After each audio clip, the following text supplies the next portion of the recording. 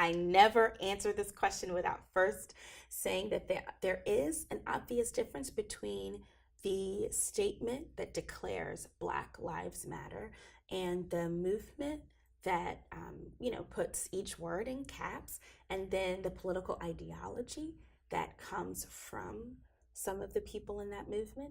So I think it's important for us to make those distinctions.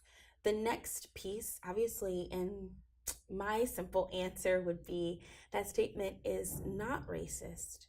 In fact, we have examples throughout history and scripture where it's been very important for the saints of God to highlight the lives, the well being of a group of people who mean nothing to culture, who are disposable to broader culture, to most citizens that we live around.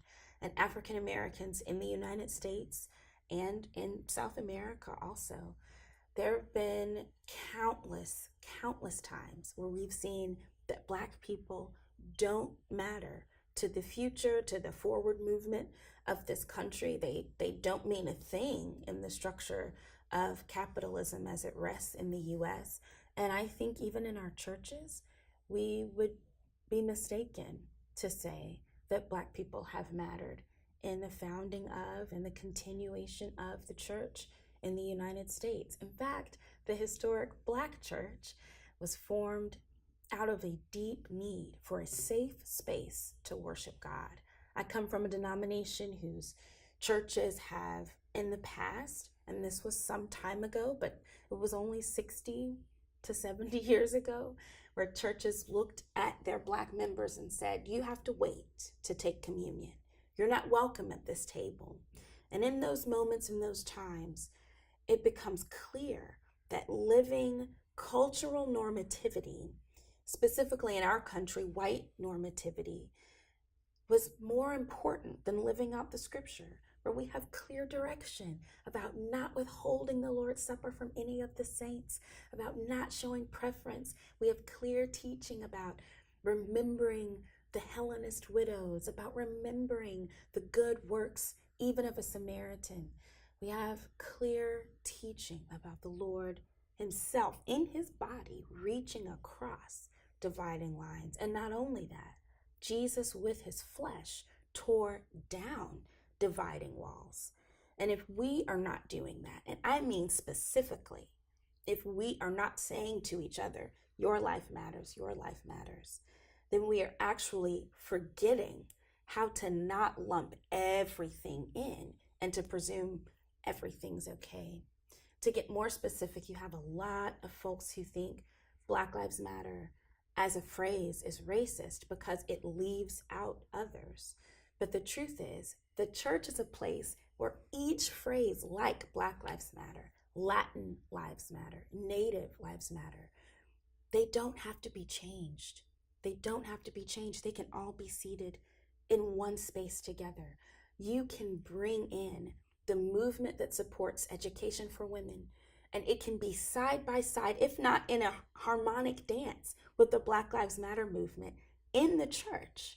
And then we begin to see God's enriching mosaic that does us a greater service than painting everybody with a single brush. It actually does us the service of making a mosaic out of each of our important distinctive identities. I am not I don't claim that the only thing we should do is to chant Black Lives Matter. But I am convinced that if all we do is chant all lives matter, then we're leaving somebody out. We're forgetting how God made someone. And I always say this, if Black Lives Matter truly is, I believe it to be one of the heart cries that comes from the church's new interpretation of being made in the image of God. If I hear Black Lives Matter and I hear, oh, Black people are made in the image of God, if that's where we start, then it might become more obvious to us that there are other places where we have failed to honor the image of God in other people. And we cannot fix our wrongs simply by saying, oh, we failed to honor Native lives, so let's just make sure all lives matter, all lives matter. Now we have the opportunity to name a very specific sin in the church's history and in our country's history. And it would be more to our detriment not to get specific. I think that if you believe that Black people are equal, if you believe that justice and equity comes from not forcing people to assimilate to one culture, to assimilate to one race, if you believe that the church can truly be diverse, then it is racist to not say Black Lives Matter.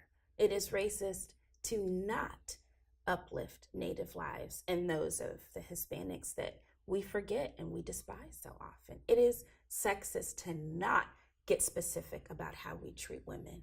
We do ourselves a disservice in demanding the comfort of lumping us all into one, because then we don't get to see how beautiful and how colorful we really are. The God who made a colorful creation on the face of this earth is the same God who made all of the native tribes and tongues and skin colors and languages, and he rejoices in the creation that he made. And so I really, really believe that those of us who attempt to return all of the nations and tribes just to one lump of people are forgetting God's restorative work that will lead us to the mosaic of Revelation.